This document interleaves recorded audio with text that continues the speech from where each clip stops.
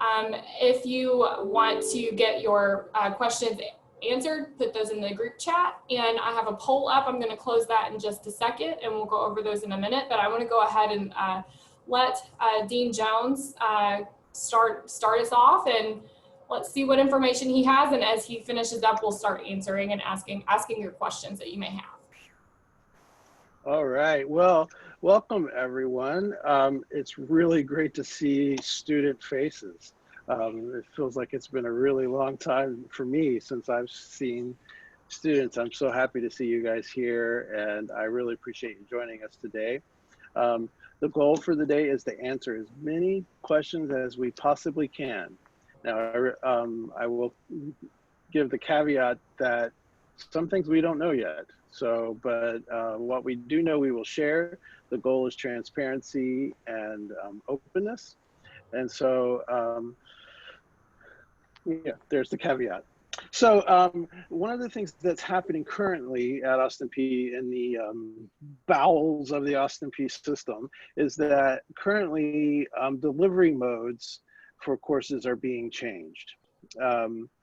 We have given faculty the opportunity to pick the delivery mode that works best for their situation, and also for us to be able to give delivery modes, teaching delivery modes that work, give students a lot of options for what might work best for them. And so that was supposed to happen yesterday, all of those changes, but they tell me today it'll happen. So keep an eye on your one stop. You'll receive emails and stuff too, but keep an eye on your one stop because you'll see some changes probably to your schedule. And what I have, if I can, I'll share with you what the different delivery methods are going to be. I hope everybody can see this document that I've got up. So we're going to have 4 basic ways of delivering classes for fall 2020. The first one, you might see it labeled on your course as CON, C-O-N, which is conventional. And that would be your normal face-to-face on-ground course, right?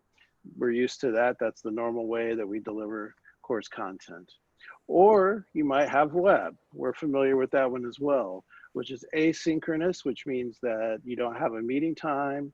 It's your regular online course, and it'll be delivered much like an online course will be.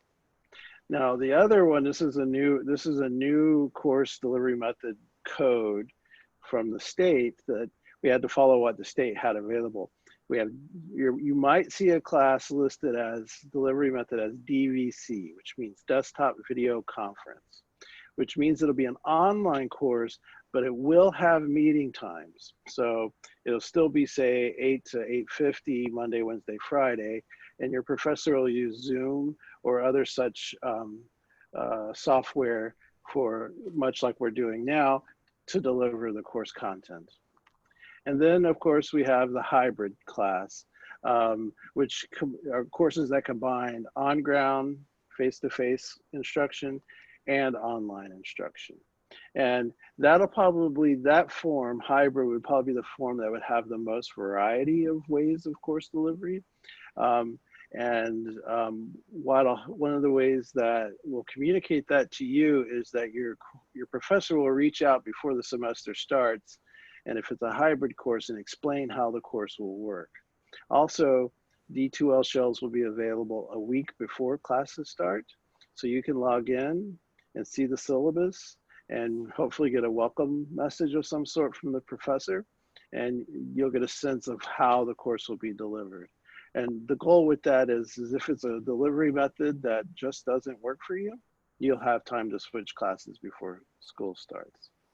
Now, I'll also say that if you signed up for a regular face-to-face class and it got switched to either web, DVC, or hybrid, you will not be charged the online fee, okay? So those fees will be waived. So that's one of the reasons why we're making this change now, is to make sure that no extra fees are charged to students. I'm gonna stop sharing the screen now for just a second. So those are the basic 4 delivery modes that you'll see probably, hopefully by the end of the day. And because of social distancing requirements, most of our classroom spaces have been, the capacity has been reduced to about 2/3. So conventional classes are awfully hard to offer when we've had our classroom size shrink that much. So the bulk of your courses will be hybrid or one of the online options, simply due to safety and space. Now, some classes will move to a larger space to accommodate things, like we might be teaching English 1010, say, in the Trahan Theater, um, very spread out and safe and all of that.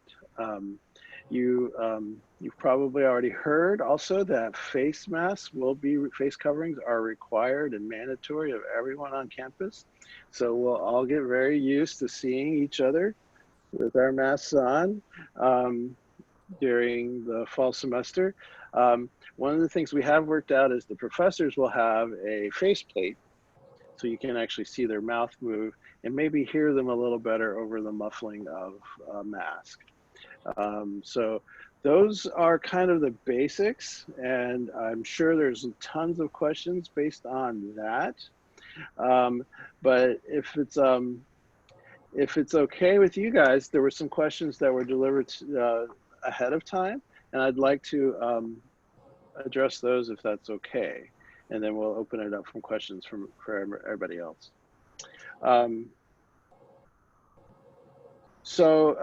Not all courses will move online. Now, one of the things that we're trying to do, now this is a heavy lift for our faculty. So one of the things I'm going to ask of, the key word for fall 2020 is flexibility, because this is a heavy lift for our faculty. We're basically asking our professors to prepare to teach your course in 3 possible different ways all at one time. So that's a lot of work. So if God forbid you're diagnosed with COVID-19 and you can't come to class, the professor will do everything they can to allow you to continue to participate in the class online. So we're not, you know, if you're sick and you're out for 14 days quarantined or whatever, we're not going to make you miss those courses. So but please bear with us. That means that your professor is teaching a hybrid course and then a special little online section for you. So it's going to be quite the challenge, quite the lift for our faculty, as much as it is for you. But attendance policies will be laxed, because we do understand that there's a lot of things that are going to be out of people's control, especially once we don't know what the public schools are going to, you know, the K through 12 schools are going to be doing. So childcare may become quite the issue in the fall as well. So again, flexibility is the key word for the semester. We just need everybody to go with the flow. But not all classes will have a completely online option. Some will just have hybrid, but I think there's enough options for everybody to find the delivery method that they would prefer. Are there safer options for students that are considered high risk or have family members in their home that are considered high risk? I think you might be able to sign up for almost everything you would need online. That would be my hope. And so if you have family members at home that are at high risk, I would recommend not coming to campus. Take online courses. This is a really good question. Will campus be shut down again when someone tests positive? And the answer is not necessarily. Unfortunately, the way that things are going to work as far as diagnosing people with COVID-19 is we're counting on the students to self-report, right? So it's going to be difficult for us to know exactly how many cases are on campus, because we're depending upon you to fill out an online form and let us know that you have tested positive for COVID-19. And so one case probably won't shut us down. It's when there's a critical mass of cases that if we feel like we can't continue safely, then we'll move completely to an online. We haven't determined what the number of that will be, but once it becomes clear that we can't continue to operate as normal, then we'll make that shift.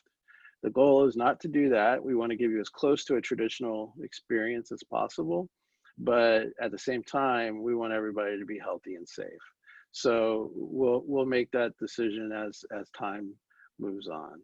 But I do highly encourage you, if you end up getting a positive test for COVID-19, to report that using the form. If you go to the main APSU website, at the very top, it'll say COVID-19 information and news. You can click there and there's a link that says report positive cases. And what that'll do is it will put you through the system, and then your professor can be notified that you won't be coming to class for at least 14 days. And so that then you can start to work things out. But if you do get a positive COVID-19 test result, do not come to class, okay? That is number one thing. Do not come to class, because if you come to class, you will infect other people, and we don't want that to happen. We want you to stay home, stay isolated, and we will help you make it through the semester, but we don't want you to come into school and getting more people sick. And if you're living in the dormitories, the options you would have would either be to go home, or they have set aside special quarantine rooms for people who have a positive diagnosis. So we're going to do everything we can to accommodate that. So all of our faculty, this is based on the next question, are becoming well-versed in D2L, even if they've never used it before, because every course you take will be using D2L this semester. So every professor at Austin P is prepared, cross our fingers, not very good, cross our fingers, prepared to make the switch to online at a moment's notice and give you an amazing educational experience. I promise we're doing everything we can. And I know that's more difficult, particularly those of you who are in the arts areas, which are much more performance and skills based, but we've now had several months to work on how to deliver that content from a distance. And I think the geniuses in our academic departments have come up with really great ways of teaching you how to do things online. And then the last question that I can answer is, why are sports organizations allowed to participate in full contact activities while various ensembles are required to maintain different standards that are compliant with the CDC? That is a great question. And I have no answer for that other than the fact that they are governed by the NCAA and we are not. No one has consulted me, the Dean of the College of Arts and Letters, on how athletics ought to proceed. They would have not liked the answer that they would have gotten from me, because I think playing football right now is not a real bright thing to do. But you probably also heard that football has already had an outbreak of COVID-19 and they've suspended practice for a couple of weeks. I don't know how many more, but there were, correct me if I'm wrong, everybody, there were 11 confirmed cases of the football team.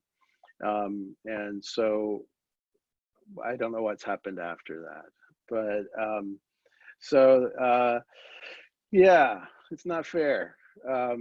So we're going to follow all these CDC social distancing guidelines and wearing masks, but the athletics seems to have a different kind of set of rules. But just like we are, athletics is also in a state of flux, because the NCAA and the Ohio Valley Conference haven't actually brought down the guidelines and rules. They're waiting to be told what can be happen. Chances are football may continue, but we may not be able to go to the football games. I read this morning that the Ivy League has decided to suspend all athletic events until the spring of 2021. Stanford's doing something similar. They've just cut 11 sports completely.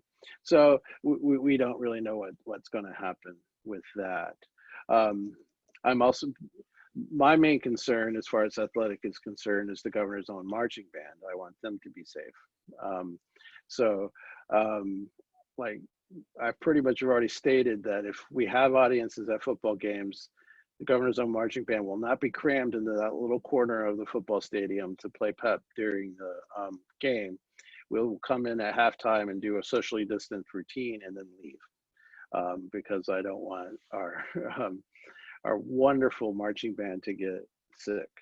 Um, so I think we can work that out. But if the games have no audiences, we could probably take the whole stadium for the governor's own marching band, right? So everybody could be 6 feet apart, no problem.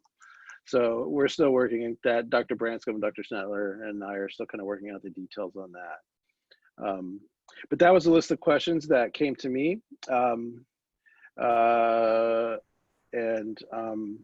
We have a couple that are coming through privately. Yeah, let's go. I've responded a little bit to them, but just in case other people have some of the same questions, there's questions about move-in day for students living in the dorms. And to my understanding, they will have a 10-day move-in process.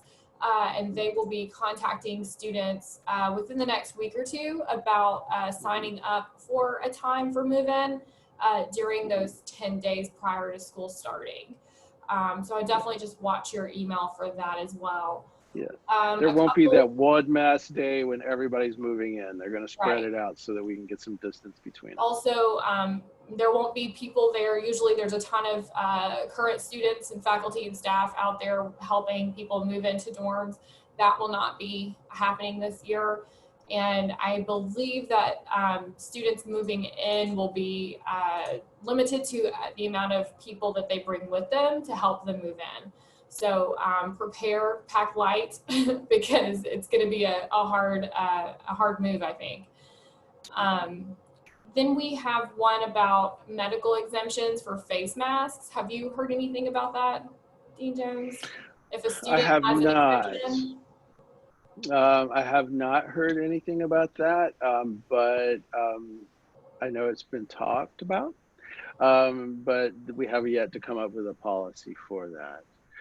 If you have a medical condition that keeps you from wearing a mask, your best bet is to first reach out to disability services. That will be your first stop, and they will then lead you to where you need to go. I would also add to that, looking at those other instructional methods, like the DVC option would be, desktop video conference option where you're actually sitting on a Zoom for class during a specific class time. It's the next best thing to being in the same room with other people learning. And then of course you've got your web classes that are available as well. And hopefully we'll start seeing those changes in the course schedule soon. And hopefully whatever's causing you not to be able to wear a mask will not cause you to not be able to wear a faceplate. So maybe we could even provide that. That's better than no mask at all. Have they accepted or allowed or said that they will allow students to wear face shields as the data coming in on face shield is that they're not as effective as masks. So the policy is going to be mandatory mask wearing, but it seems like that would be a reasonable accommodation for somebody who can't wear a mask. It's better than nothing. Yes. And it'll work for professors as long as they have a greater than normal social distance, like at the front of the classroom or something like that. Okay.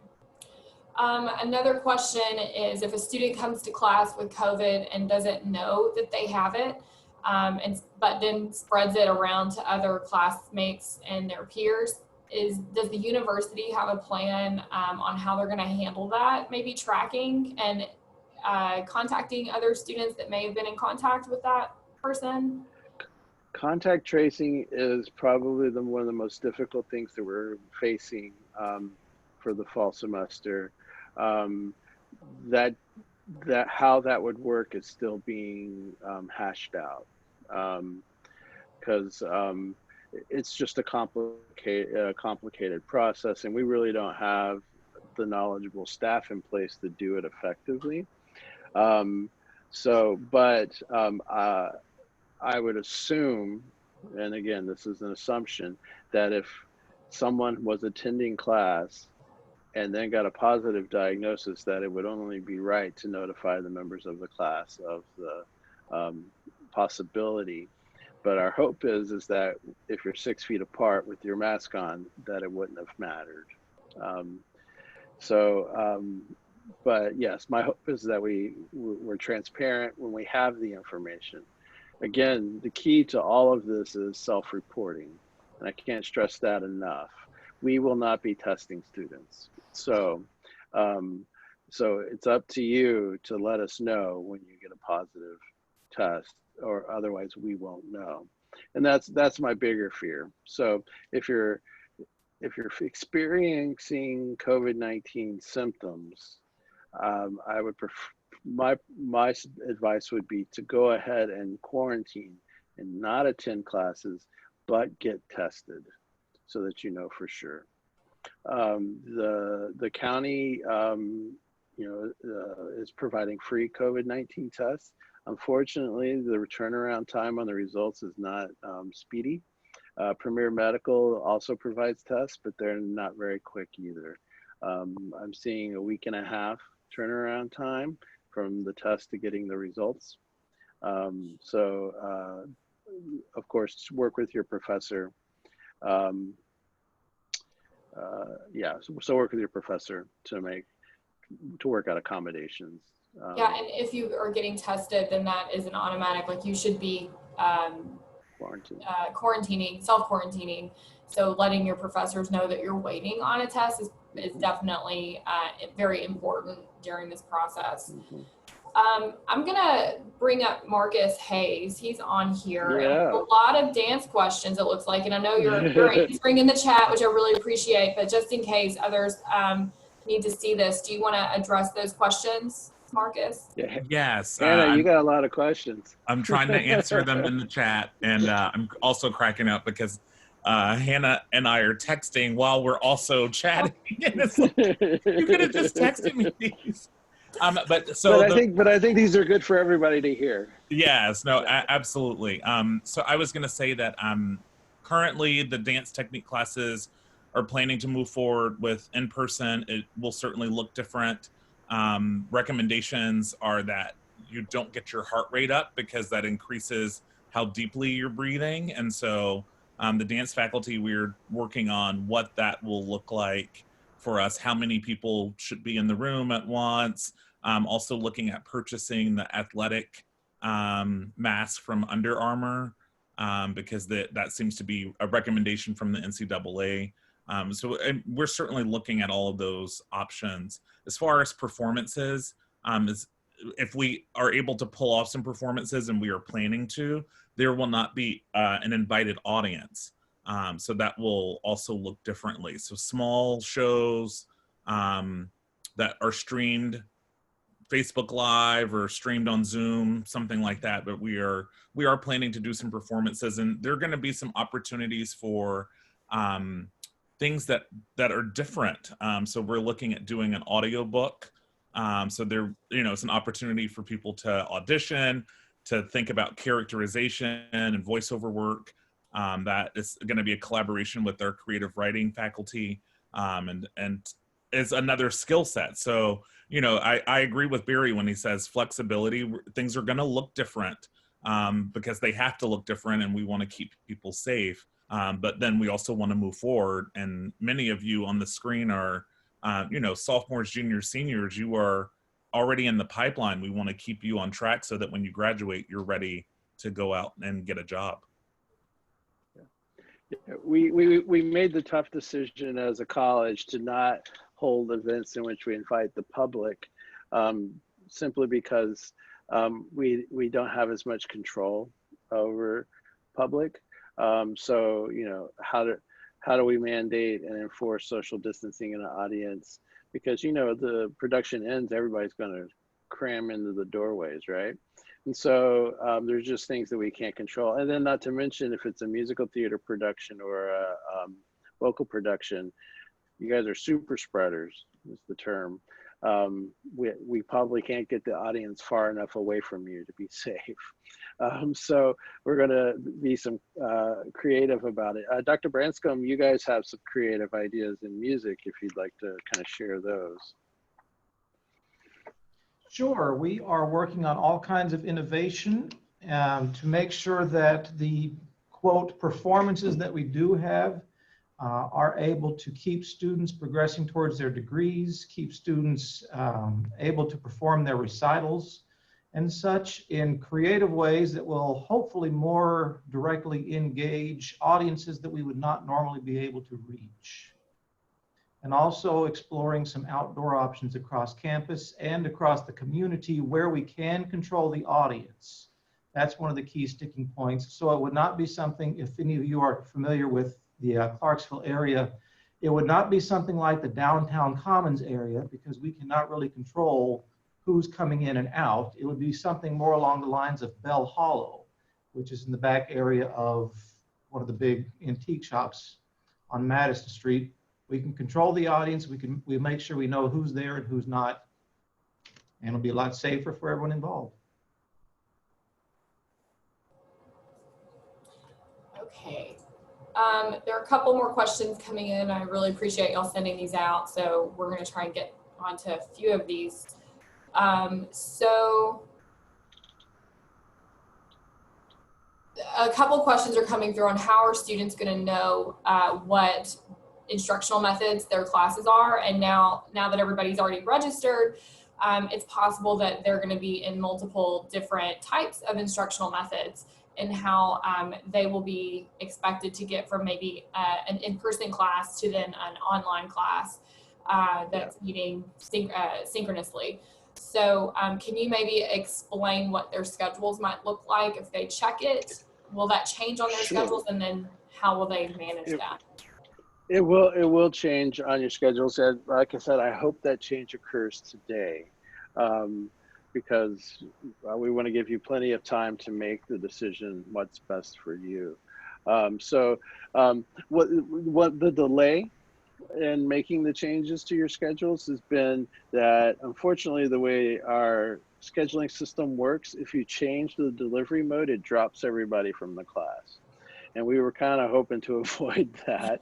So it took a while for our IT folks to come up with, reprogram the software to allow us to change delivery mode and not kick out everybody. So that's been why we've known for weeks what the changes were going to be. We've just been waiting for the software fix to make it happen. So hopefully, cross our fingers, at the end of the day, those changes will be made and you'll be able to see that. And if there is something in the schedule that you don't like, that it's just going to be a delivery method that's not going to work for you, then you can change. Hopefully there's a section of the same course coming in a different way that you sign up for. We want you guys to find the experience that works for you. So there's going to be a plethora of options of how to take your courses. But like I said, every course, probably 95% of all courses will be at the minimum a hybrid course. So it may be such that if you're taking a Monday, Wednesday, Friday course, you can come to class face-to-face on Mondays, and a different group will come on Wednesdays and a different group will come on Fridays. And so on Wednesday and Friday, you'll actually log into Zoom and see the class that way. All kinds of possible ways for all of that to work. And again, flexibility is the key. You gotta be willing to kind of go with the flow on this. But again, the attendance, I see this come up several times. The attendance policies that faculty tend to have, we've asked them to be much more lenient on attendance. And so when there is a Zoom lecture, even if it's a hybrid course that's like recording, broadcasting a conventional lecture, they'll be recorded. So if you miss class, you can still get the course content. And so we have to take attendance for a lot of financial aid reasons and veteran affairs reasons and things like that. but we're understanding that as stressful as this is on the faculty and then these new changes and new times, it's going to be just as stressful on you. And so we want to make that work. And our number one goal of all of the chairs, all of the faculty of the College of Arts and Letters is to help you succeed. We don't want it, we want the education that you get this semester to be as good or better than what we normally provide. And we want you to be successful. So, yeah. So hopefully, I really hope, I'm dying. I check every 5 minutes to see if the schedule changes have been made. And it's just taken a while. They're not, yeah. Dr. Cannon said she just checked 5 minutes ago and they haven't changed yet. So it could happen at any moment. It's starting to look like realistically tomorrow if it's noon and we haven't seen them yet. But they're coming soon. Dean Jones, I have another question that just came through that is kind of pertaining to what you were just talking about. The hybrid class option, will they see that change on their schedule, or will that be something that the instructor will send out to the students on what days of the week that they would be expected to be in class? That's an excellent question. What you'll see on your schedule is that your course is now a hybrid.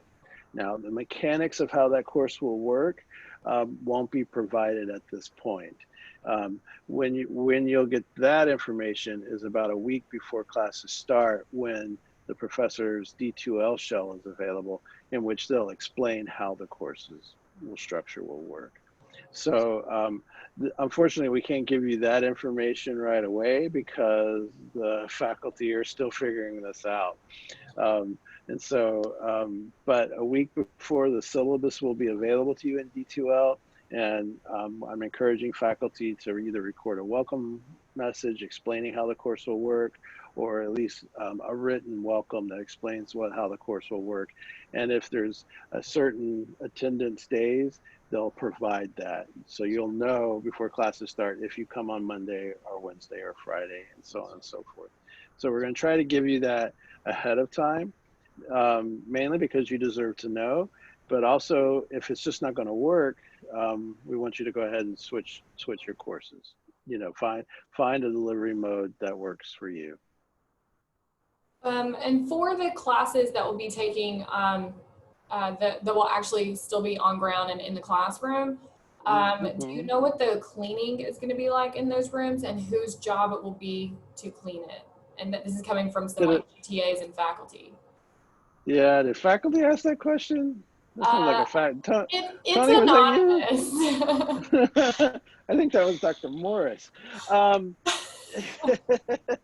We're still working that out. It's a very complicated process because, as you know, we have an outside contractor as our custodial. So there is a sense of negotiation going on.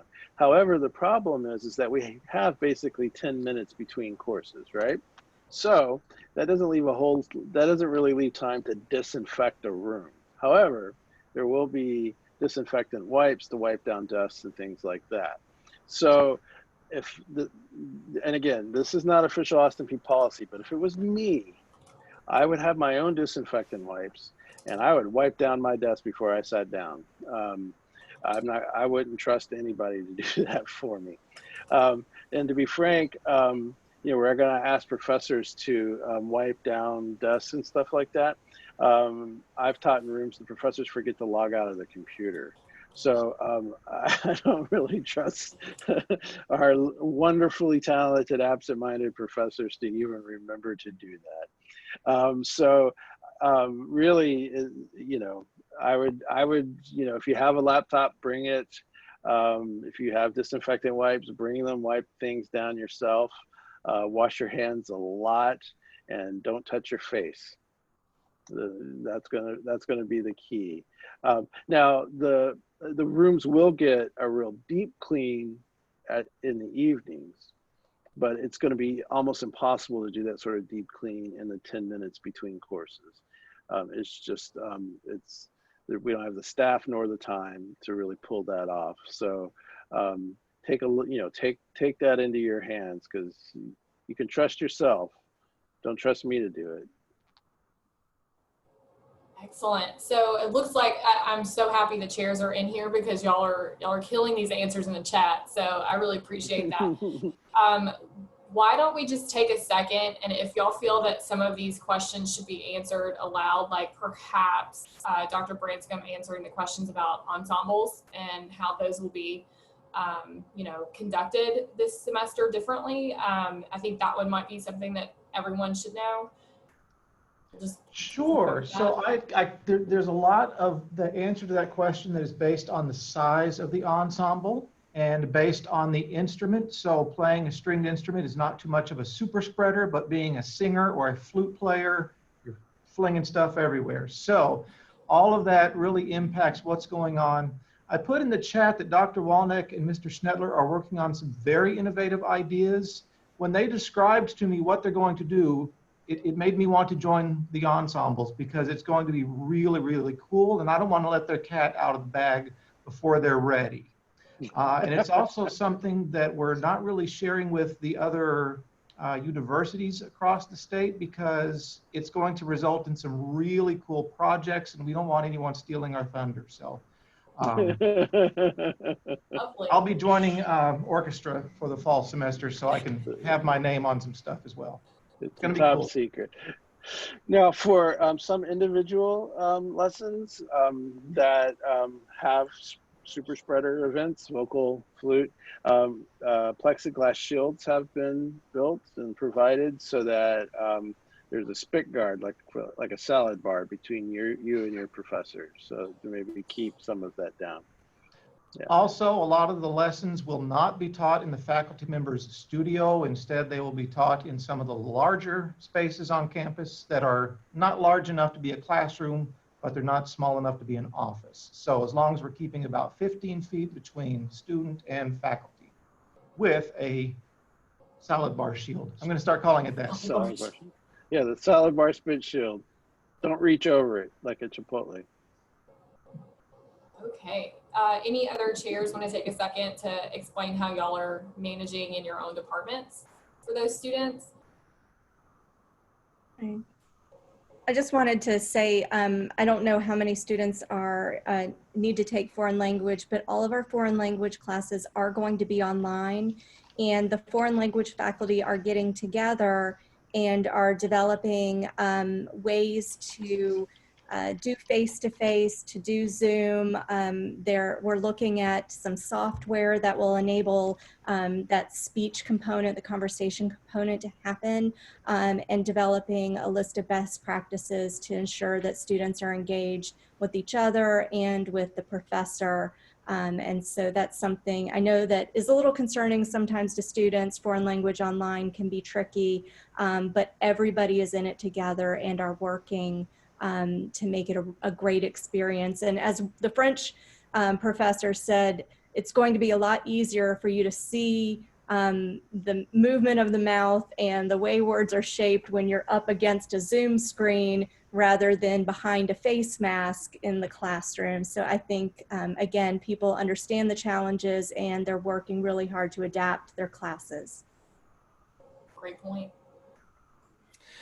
The art and design classes, we actually will not be having any of the conventional face-to-face instruction this fall, but we're going to have a combination of hybrids and asynchronous web and the desktop video conferencing. But all of the studios will remain open. So you need to use a potter's wheel, you can come in and use the potter's wheel. You need the technology in the computer labs, you can come use the technology in the computer labs. I just want to reiterate what Dean Jones said earlier. Maybe take hand sanitizer into your own hands, because if you're coming to use the studio, it might be that no one knows that you were in there to clean up after you, and maybe don't trust the person before you wiped down when they left. So, but those spaces will be available, so you have a place to work. And I would recommend probably some gloves and things like that for some of the art studio things, just so that you can keep your hands clean. And don't touch your face. That's so hard. It's going to be so hard, but don't touch your face. In communication, we're working really hard to modify courses to fit the needs of specific students. So, I mean, we're looking at ways we can have students rotate through the particular studio spaces and production spaces. We're looking at it putting in plexiglass barriers that people are separated from each other when they're using the equipment. I've got full confidence in all of our faculty to do the things that'll make these courses flexible and workable. And I'd also add that, you know, we're one of the departments that's really, really good at online education. So even for those of you that are seeing some of your courses change to all online, you can rest assured that those faculty that are teaching those courses are all very well versed in it, that they're very good at it, and that, you know, the course experience you will get through an all online class will be just as good, if not even possibly better, than you would have gotten in a traditional face-to-face conventional class. Excellent. Thank you all very much for piping in and telling us a little bit about how your departments are handling everything. Dean Jones, do you have any information on the history and philosophy department since Dr. Sett wasn't able to make it? Yeah, history and philosophy, they have a lot of combinations of delivery methods as well. So quite a few courses are going to go online, some synchronous desktop video conferencing, and some traditional web courses. But they also have some professors who are committed to teaching conventional courses. And so we're finding rooms. Professor Hayes has been really generous, particularly with some of their large spaces. So we might see history courses being taught in the Black Box Theater, because we can have, you know, a class of 25 in there, no problem, socially distanced.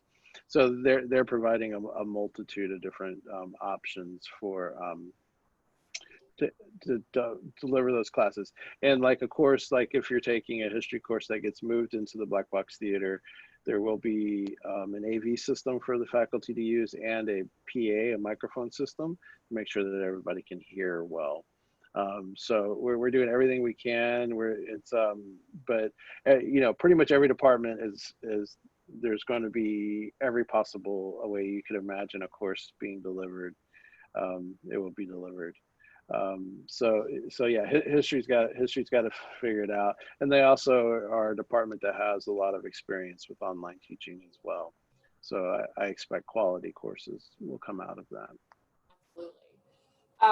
So from the success realm, I just want to encourage everybody to start thinking about the different types of instructional methods and what might work best for you in your own personal situation, and thinking about what your schedule might look like. And hopefully we'll know today what your schedule actually looks like for fall. And looking over that and seeing if that schedule is okay. If you're in gen ed courses, there's going to be other sections that might be available to you to switch from what section you're in currently to another section that has a different instructional method that might work better with your schedule. So I would encourage you to just take a minute, look over your schedule, and make those edits early, because classes, of course, are changing. And as soon as the entire institution gets to see what their new schedule is going to look like, everyone's going to be changing classes. So, and changing sections to what works best for them. So I would definitely not wait on that. Also, if you are one of Abby's students, at least, we have Abby on here as well. She can help you make any of those schedule changes for any of the freshmen that might be tuning in today. And if y'all have questions for upper division students on changing your courses, I would just say also reach out to your advisor if you have questions on sections that may or may not be available to you or acceptable for your program. And I'll also say that I'm here all summer, and the chairs of our departments are available this summer. This conversation doesn't have to end today. Please reach out. We want to help. I want to reiterate, we understand how trying a time and unsettling a time this is for you as a student. And we want to ease those concerns, and we want to help you succeed. So every one of the faculty who are here today have your best interest at heart, and will want to talk to you, want to help you. If you have questions, you have concerns, please reach out. We will do everything we can to solve your problems, answer your questions, or just sit around and complain with you. We got complaints too, so we like a good gripe session as much as anybody. If you just want to call me up and say, you know, I'm mad as hell, I'm not going to take it anymore, and I'll go, right, me too. And we'll complain about administrators higher than me. Don't blame me for anything. So, you know, please stay in touch and ask questions. There's no bad questions. And so this is the last call for any questions. It looks like those have slowed down in our chat. And if you do have further questions or comments, like Dean Jones said, feel free to email him. You can also email myself or any of the department chairs, coaches, advisors in the college, and we'll be happy to help you out through that. And as things change, I just encourage you to keep an eye out on your APSU email, because that's where the information will be delivered when big changes are made. But I'm starting to feel better about the fall semester, knowing that we have some of these decisions made now, and I hope that you all are also feeling a little bit more positive about fall. And we're really excited, and we hope that we have a full campus of students in spring 2021. Hoping that will happen. So once again, thanks everybody for coming in, and if y'all have anything else, feel free to contact us. Thank you, Dean Jones. Thank you to everyone, and please be safe. Okay, that's the most important thing. We want everybody healthy and safe, and we look forward to maybe seeing you in person with your mask on in just a little over a month. Bye.